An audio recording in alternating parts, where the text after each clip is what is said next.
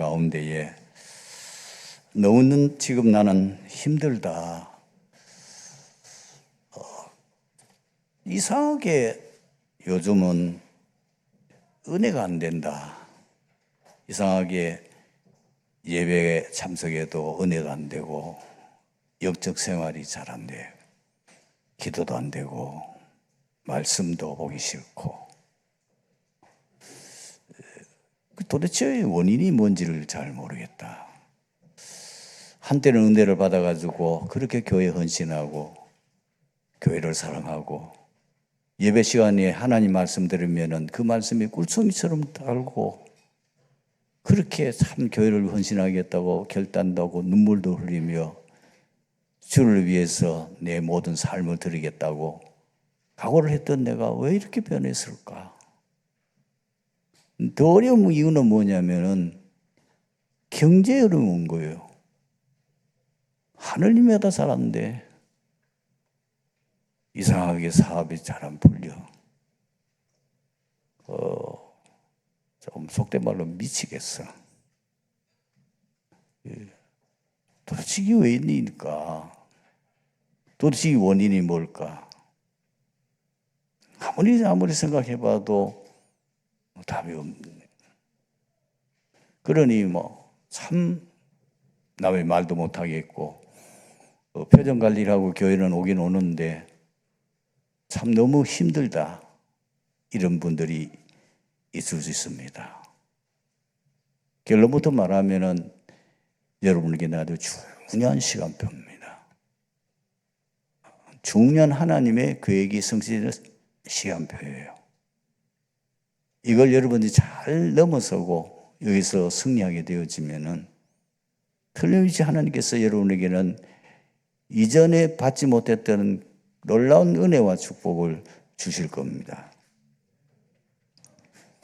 그래서 먼저 점검을 해봐야 될 부분이 있는데 그 첫 번째 점검해 볼 부분이 뭐냐면은 내가 지금 하나님과 방향이 맞는가? 지금 내 이 신앙생활하고 있는 이게 지금 하나님과 방향이 맞나? 그거를 냉정하게 좀 여러분들이 점검해 보시기 바랍니다. 내가 지금 하는 이게 지금 교회의 방향과 지금 맞나? 그거를 하나님의 방향은 그 교회에 하나님 주신 흐름이 있거든요. 그 흐름을 자꾸 이게 뭔가 안 부딪혀 온다면은 일단은 교회는 은혜가 안 되죠. 왜냐하면 교회 지금 방향하고 내가 생각하는 방향하고 자꾸 부딪히니까 은혜가 안 돼요. 교회 오고 싶은 마음이 안 생겨. 그렇잖아요. 그럴 수밖에 없잖아요. 내가 내 중심이 아니고 진짜 하나님이 원하는 중심이 뭐냐. 우리 신앙 중심이 이제는 과거는 달라야 되겠잖아요. 성경에 분명히 이렇게 말씀했잖아요. 구원받은 하나님의 백성들은 내가 그리스도와 함께 십자가에 못 박혔나니 그런즉 이제는 내가 산 것이 아니요 내 안에 그리스도께서 사신 것이라. 내가 육체 가운데 사는 것은 나를 사랑하사 나를 위하여 자기 자신을 버리신 하나님의 아들 믿는 믿음 안에서 사는 것이라. 그렇죠. 정말 여러분들이 예수 믿고 구원받은 하나님의 자녀라면 내 인생이 바뀌어야겠죠. 이제는 내가 주인이 아니고 내 안에 그리스도가 주인이고 하나님이 중심이요 말씀 중심이요 그리고 교회 중심이 되어야 되는 거잖아요. 내 마음에 안 맞다. 그거는 내가 틀린 거죠. 내 마음이 맞으면 되고 마음에 안 맞으면 안 되는 겁니까? 아직도 내가 구원은 받았지만 아직까지 창세기 3장에서 6장에서 11장에서 나중에서 못 빠져나온 거 아닙니까? 이게 내가 틀렸다. 내가 고쳐야 되는 게 맞다. 이렇게 돼야 맞잖아요. 그리고 여러분들이 정말 교회를 위해서 복음운동에서 나는 지금 제대로 헌신하고 있는가? 지금 저는 복음과 아무 상관없다. 복음에 대해서는 무관심하다. 그러면은 하나님과의 방향에 맞을 수 없고, 그렇죠? 그럼 하나님 응답 받기 어렵잖아요. 성경이 뭘 말하고 있는? 성경은 복음과 세계 복음하고 얘는 얘기한 게 없어요. 말씀을 여러분 정확하게 보셔야 됩니다. 그래서 언제나 성경을 볼 때에 복음의 관점에서 봐야 돼요. 그리고 전도 선교의 관점에서 성경을 봐야 돼요. 심지어 강단에서 메시지 전하는 우리 목회자들도 가장 조심해야 될 부분이 뭐냐면은 성경의 기록의 목적이 뭡니까? 복음 말하는 거잖아요. 인간 구원에 대한 얘기를 말하는 거거든. 그 방향으로 지금까지 우리는 출기창의 다락방 전도운동 메시지가 흐름을 왔습니다. 근데 그게 내가 아무 관심 없다. 옆에 사람이 죽어가든지 말든지 나는 아무 관심 없다. 나는 선교에 아무 관심이 없다. 전도 선교에 아무 관심 없다면은 정말 내가 그리스도인 맞습니까? 생각해 봐야 되는 거죠. 이러니까 뭐입니까? 굉장히 불신앙이 내 안에 들어온 거예요. 오늘날 내가 생각해 봐도 내가 왜 이렇게 변했지? 내가 왜 이래? 뭐든지 부정적으로 보게 돼요. 뭐든지 교회 하는 것도 전부 다 부정적으로 보이는 거예요. 자꾸 부정적인 것만 눈에 보이는 거예요. 그것만 자꾸 말하게 되는 거예요. 이래 되면은 이제 내가 지금 굉장한 신앙에 지금 문제가 와 있다는 거죠. 자, 보십시오. 아무 우리 팔에 상처가 없고 건강한 사람은 사람하고 이렇게 더 부딪혀도 미안합니다. 부딪힐 수 있잖아요. 그렇죠? 아무 문제 없어요. 근데 내가 지금 여기에 종기가 나오고 아파 죽겠는데 사람을 딱 부딪혀 기절하는 거죠. 대판 싸우죠.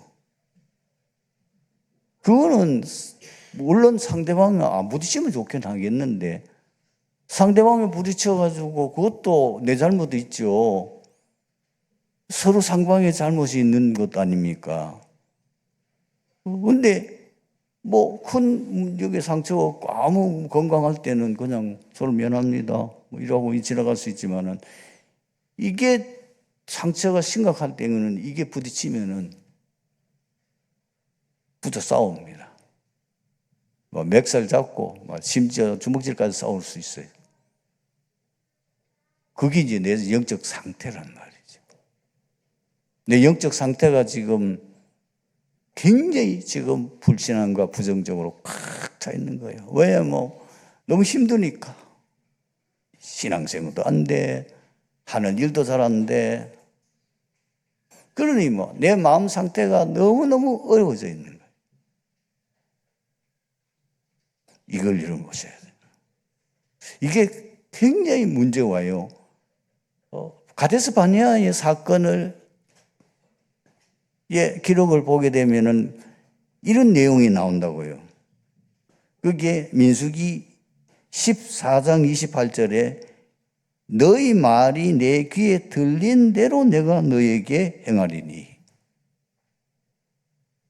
불신앙을 말을 계속하고 불신앙의 시각을 보고 불신앙하면 불신앙에 그대로 응답이 와요.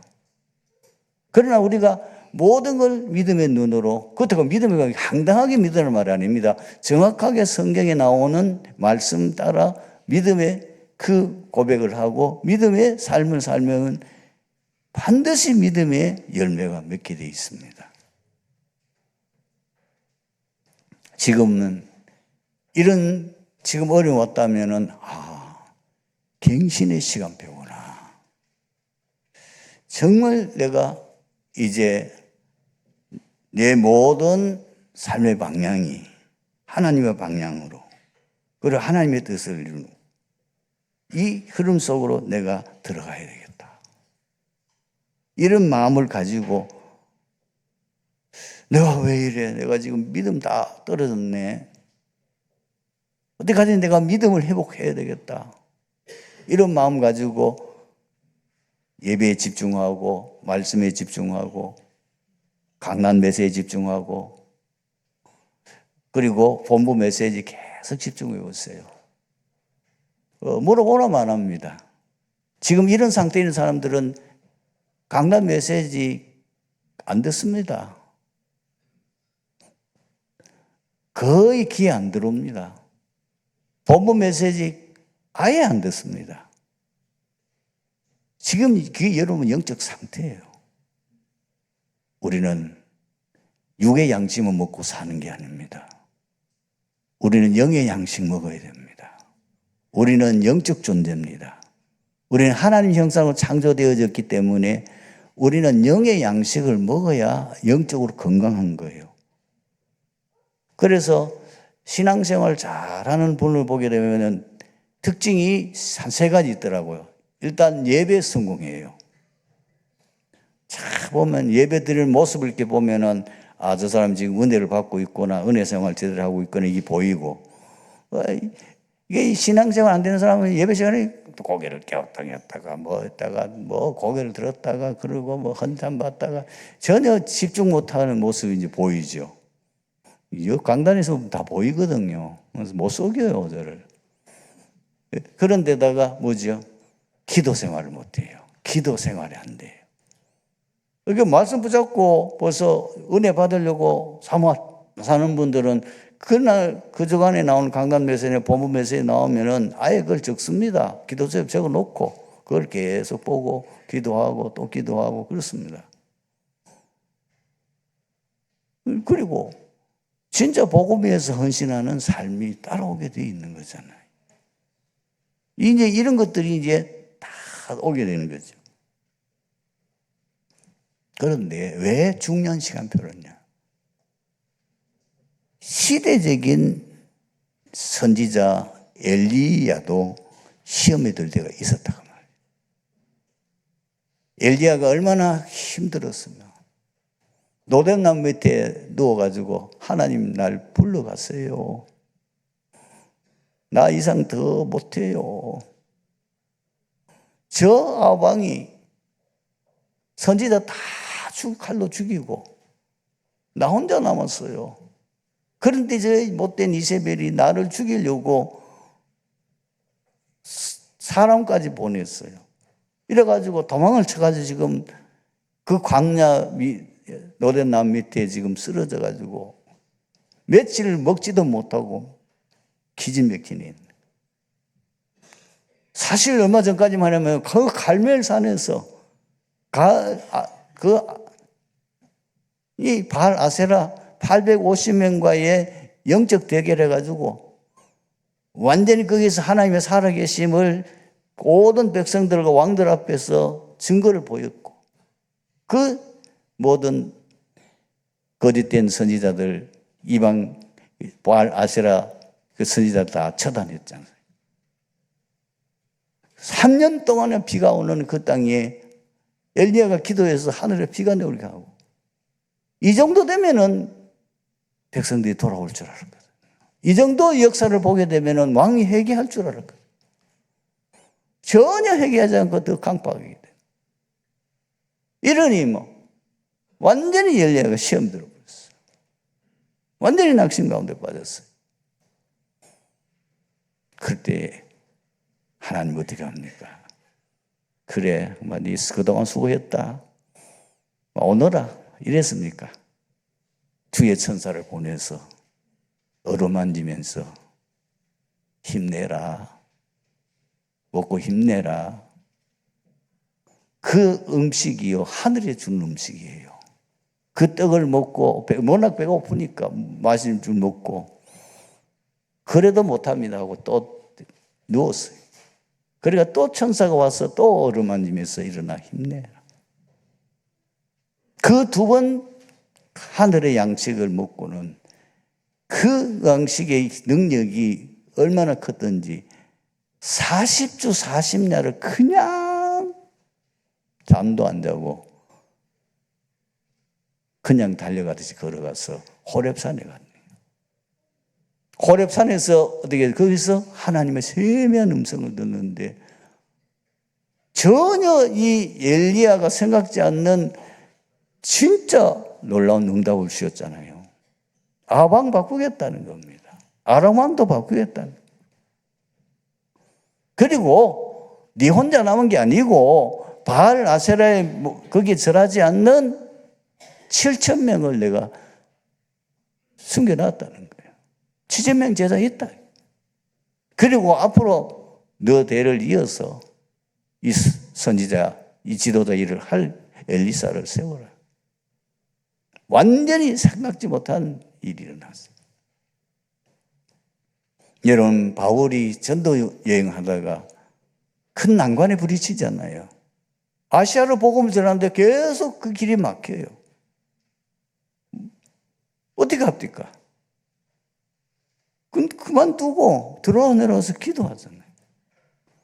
그때 하나님이 직접 환상을 보여주잖아요. 저 바다 건너 마게도냐에 있는 사람이 손을 흔들며 도와달라는. 그 환상을 보고 이 바울이 뭘 깨달아요? 아, 하나님께서 저 마게도냐 유럽의 유럽 지역을 하는 그 바로 그리스 지역 아닙니까? 이거 이쪽 아시아하고 터키하고 유럽 바로 이게 세계 선교 역사를 바꾸는 전환점이었습니다. 어려움 당하는 지금 낙심 주간에 여러분 너무 힘들다고 생각하는 분 절대로 낙심하지 마세요. 여러분 인생에 중요한 전환점을 주시고 하나님 은혜 주시기 위해서 하나님 지금 굉장한 작업을 하고 계시는 저는 확신합니다. 그러니까 이제 여러분 자신 한번 점검해 보세요. 내가 왜 이렇게 됐냐? 내가 한때는 그렇게 믿음 충만했고 교회를 헌신했고 정말 그랬는데 내가 왜 이렇게 불신하고 가득 차고 내가 왜 이렇게까지 변해버리는가? 그럴 수 있습니다. 우리 인간인데, 그렇죠? 우리가 약한 인간이잖아요. 어떨 때 약한 인간이라고 어떨 때는 우리가 뭐 하늘이 잘한다면은 불신앙할 수도 있어요. 누구든지 그걸 할 수 있다고. 그러나 하나님은 우리 그냥 두지 않습니다. 우리 하나님 자녀입니다. 하나님 우리를 이 시대에 세계 복음화할 특별한 사명 가지고 우리를 부르셨고 그 일을 할 수 있도록 우리를 이렇게 모아서 이 교회에 하게 하셨고 이 시대에 우리 이 복음 운동에 동참하게 하신 것을 저는 확신합니다. 본문은 예수님께서 수가라는 동네 우물가에서 한 사마리아 여인과의 대화를 하는 중에 가장 핵심되는 내용입니다. 예수님께서는 유대인의 관례를 깨뜨리고 스스럼 없이 사마리아 지경을 통행하신 것은 소외된 사람들을 구원하기 위해서입니다. 비록 예수님께서는 이스라엘의 이런 양들을 찾기 위해서 보내심을 받았지만은 결코 사마리아인들 모든 이방인들을 외면하지 않으셨습니다. 그래서 예수님의 지상 사역을 보면은 여러 이방인 지역을 다니시면서 사역을 하셨습니다. 예수님께서 말씀하신 내가 주는 물을 마시는 자는 영원히 목마르지 아니하리니 내가 주는 물은 그 속에서 영생하도록 솟아나는 샘물이 되리라 하는 영적 의미가 무엇입니까? 오늘 세 가지로 그 답을 얻어야 되겠습니다. 그 첫 번째가 뭐냐? 예수님은 영원히 영적으로 목마르지 아니하는 생명수다. 그 말이에요.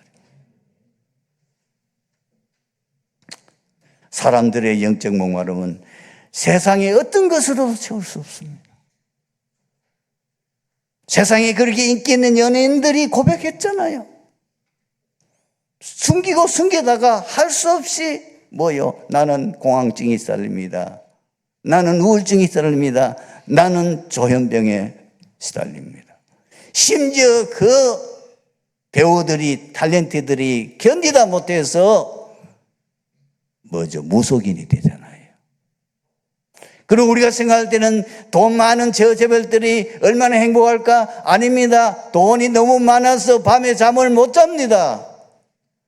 미안하지만 수면제를 먹어야 잠잡니다. 성공한 의사들이 우리가 생각할 때는 밤에 잠을 잘 때 같지만은 우리 몰래 마약성 주사를 맞고 잠잡니다. 정치인들, 세상의 사람들 절대로 육신적인 것, 풍족한 거 가지고는 영적 목마름을 해결할 수 없습니다. 과거에는 많이 숨겼어요. 그러나 이제는 유튜브 그리고 여러 가지 방송들이 들춰내기 때문에 다 드러났어요.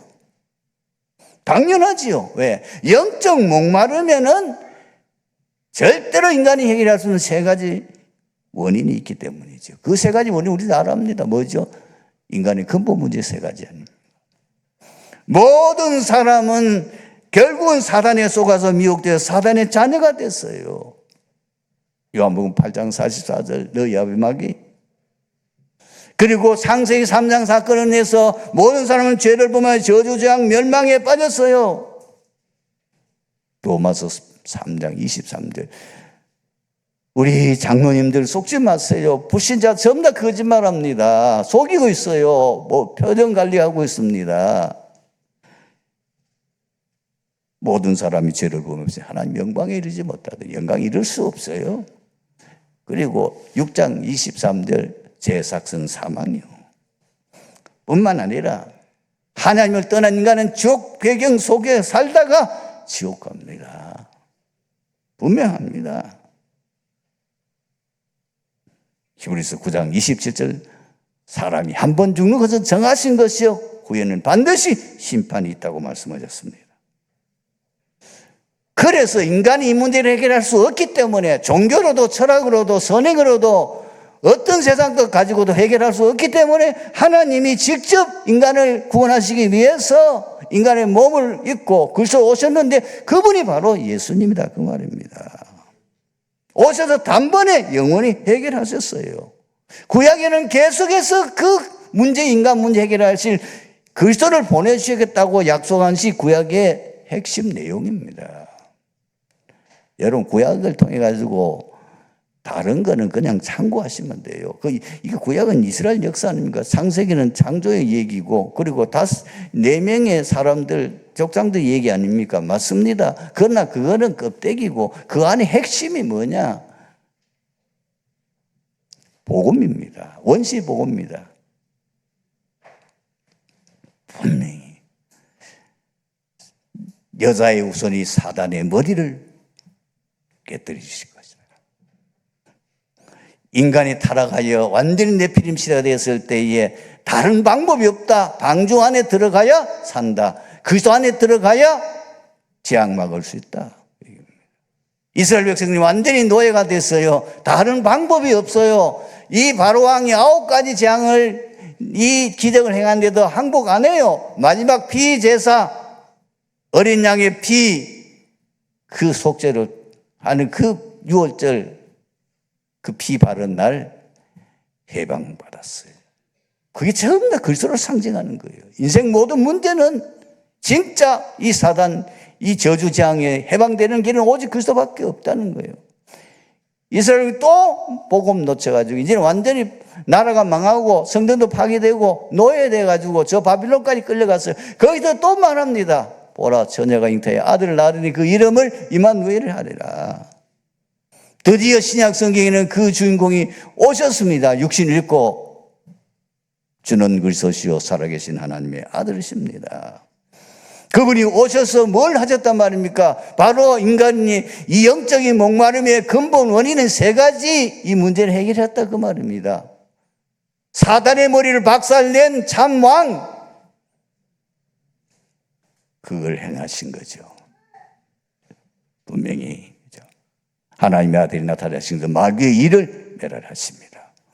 예수님께서 왜 이 땅에 오셨습니까? 인간의 죄 문제를 해결하기 위해서 대신 자신이 대속의 죄를 대속하셨다고. 그것이 마가복음 10장 45절 인자가 온 것은 섬김을 받으려 함이 아니요 도리어 섬기려고 많은 사람의 죄를 대속하기 위해다. 그리고 완전히 하나님을 떠나서 지옥 배경 속에 살아 지옥 갈 수밖에 없는 우리 인간을 다시 천국으로 인도할 수 있는 그 길을 여신 참 선지자. 내가 곧 길이요 진리요 생명이니 나로 말미암 종은 아버지께로 올 자가 없느니라. 이것을 어디서 완성하셨습니까? 그것이 요한복음 19장 30절이잖아요. 내가 다 이루었다. 십자가에서 마지막 남긴 말씀, 십자가에서 완전히 이 문제를 해결하시며 인간의 모든 문제를, 그 지성소와 성소를 가로막고 있는 그 휘장이 이 말씀하고 난 뒤에 위에서 아래로 찌려져서 인간이 바로 하나님 앞에 나갈 수 있는 길이 열리게 되었잖아요. 그리고 그분이 정말 인생 문제 해결자이신 그리스도라는 사실을 3일 만에 다시 부활하셔서 정말 사단 권세, 지옥 권세, 이 마귀 권세 완전 해결하시다는 증거로 지금 하늘 보좌 위에 계신과 동시에 믿는 자 우리 속에 지금 성령으로 계시는 것입니다. 오직 이것을 어떻게 하면 믿으면 돼요. 다른 방법이 없어요. 하나님 세상을 사랑하사 하나님께서 세상을 죄로 사랑하사 독생자를 민자를 멸망치 않고 영생을 얻게 하려 하십니다. 내가 진실로 진실로 너에게 내 말을 듣고 나 버리신 이는 믿는 자는 영생을 얻었고 심판에 이르지 아니하느니 사망에서 생명을 옮겼느니라. 영접하는 자 곧 그 이름을 믿는 자들이 하나님의 자녀가 되는 권세를 주셨으니, 예수님은 어떤 생명수입니까? 신기하고 신비한 능력이 있는 생명수예요. 이 예수만이 인간을 구원할 수 있는 신비하고 신기한 능력이라고 말이에요. 그걸 로마서 1장 16절 17절에 말씀하고 있지 않습니까? 내가 복음을 부끄러워하지 않으니 이 복음은 모든 믿는 자의 구원을 주신 하나님의 능력이 됨이라. 17절에 오직 의인은 믿음으로 말미암아 살리라. 고린도전서에 또 말합니다. 1장 18절에 십자가의 도가 멸망하는 자들에게 미루는 것이요 구원을 받는 우리에겐 하나님의 능력이라. 예수 그리스도를 믿는 자에게 바로 구원받으나 우리의 운명이 완전히 바뀌어지는 것입니다. 확실합니다. 그 정도가 아닙니다. 예수 믿고 생명수, 이 예수 그 예수를 우리가 마시게 되면 어떤 일이 일어납니까? 재창조의 역사가 일어납니다. 그리고 고린도후서 누구든지 그것이 아니면 새로운 피조물이라. 이전 것은 지나갔으니 보라 새 것이 되었도다. 어떤 변화가 하면 근본이 바뀌는 변화, 우리의 영적 DNA가 완전히 바뀌는 변화가 일어나게 된 겁니다. 세 번째로, 이 예수 그리스도는 어떤 생명수입니까? 모든 것을 회복시키고 살리는 생명수입니다. 예수께서 47장 1절에서 12절을 보면은 예수겔이 신기한 이상을 하나님 보여주는데 그걸 보게 되는데 어떤 이상입니까? 성전 그 문지방에서 생수가 쫙 흘러나와서 흘러 이것이 강을 이루고 이것이 나중에 바다를 이루는데 1천척을 청량하고 난 후에 그 강을 건너니까 그 강물이 발목에까지 와요. 다시 1천척을 청량하고 건너니까 이것이 무릎까지 와요. 다시 1천척을 청량하고 들어가니까 이거 허리까지 와. 다시 1천척을 청량하고 들어가니 이제는 헤엄칠 수밖에 없는 강이래요. 그게 문제가 아니고 이 물이 들어가는 모든 것이 다 살아나요. 죽음의 강이 살아나요. 거기에 사람들이 모여 거기에 물고기가 있어요. 거기에 농사를 지어요. 거기에 사람들이 모여서 완전히 마을을 이루어 번성하는 역사가 일어났어요. 뭔 말합니까? 진짜 예수 생명 들어가면 회복의 역사가 일어나요. 사람이 치유되는 역사가 일어나요.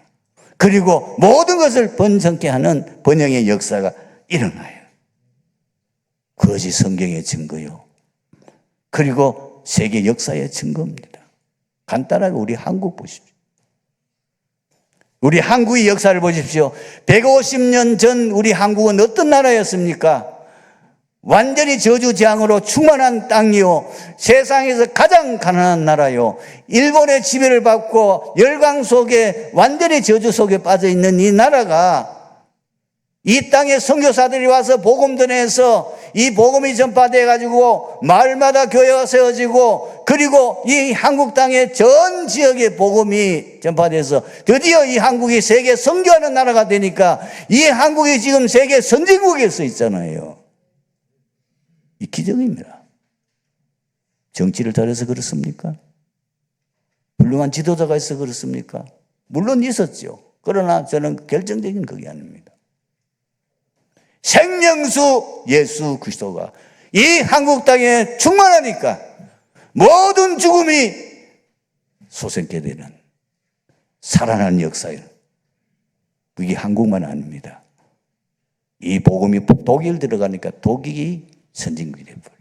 이 복음이 영국 들어가니까 영국이 세계를 지배하는 나라. 이 복음이 미국이 들어가는, 미국이 지금도 세계를 지배하는 최강대국.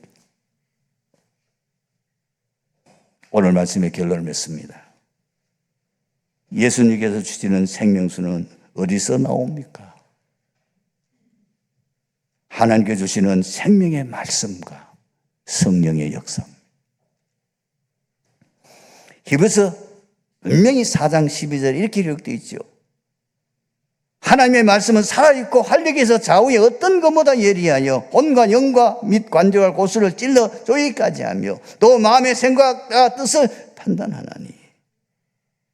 예스겔서 37장. 거기에 예스겔이 보는 환상이 뭡니까? 그 골짜기에 마른 뼈들로 가득 죽음의 골짜기. 거기에서 하나님께서 예수에게 말했습니다. 여기에다가 하나님의 말씀을 선포해라. 하나님의 말씀을 전했더니 그 마른 뼈들이 살아나기 시작하는데 뼈가 다 붙어가지고 거기에 힘줄이 오르고 거기에 핏줄이 생기고 거기에 살이 오르고 완전히 사람 형태를 가지고 거기에다 다시 하나님 말씀 떼어냈더니 이제는 살아서 큰 군대가, 이거는 이스라엘의 모습이다. 거기에 설명까지 붙였습니다. 여러분, 저는 많은 위인들의, 신앙의 위인들의 전기를 읽었는데 제가 마음에 딱 부딪혀 부분이 뭐냐면은 그분이 베나드가 이런 일을 저런 게 아니고요. 그분을 결정적으로 회심케 한 그 포인트가 뭐냐? 살아있는 말씀이었어요. 그 어거스틴을 완전히 뒤집었던 것은 로마서에 있는 말씀이에요. 그 말씀이 그를 읽는 순간에 그 인생이 완전히 뒤집어져 버려요. 완전히 소생하는 역사가 일어났어요. 뿐만 아닙니다. 우린 성령의 역사로, 성부와 성에게 나오는 그 성령의 역사. 분명히 예수님이 말씀하셨습니다. 요한복음 7장 38절 39절에 이렇게 말씀하고 있습니다. 나를 믿는 자는 성경에 이른 것 같이 그 배에서 생수의 강이 흘러나오리라 하시니 이는 그를 믿는 자들에게 받을 성령을 가리켜 말씀하신 것이라. 그래서 언약 잡고 기도하시면 하나님께서 생명의 말씀, 성령의 충만함을 주셔서 정말 소생케 되는 역사가 일어나는데 우리의 언약 잡음이 뭐니까? 그건 다른 거 아니에요. 138 그리스도 하나님 나라 성령 충만. 그걸 붙잡고 기도하면 우리 모든 성도를 살려준 생명의 말씀을 주시고 우리 모든 성도를 완전히 세상 살릴 만큼 권능 얻는 성령의 역사가 일어날 줄은 확신합니다. 우리 트리니티 교회 이제 새로 시작합시다. 새로운 각오를 가지고 여러분들이 주님 앞에 헌신하는 축복이 함께하기를 축원합니다. 아버지 하나님 감사합니다. 오늘 말씀 통해서 이 자리에 참석한 우리 트리니티 모든 성도들이 평생에 응답받는 중요한 은혜의 축복의 시간이 될 수 있도록 이 시간에 생명수 되신 예수 그리스도께서 말씀으로 성령으로 역사에 주옵소서. 주 예수 그리스도의 이름으로 기도합니다. 아멘.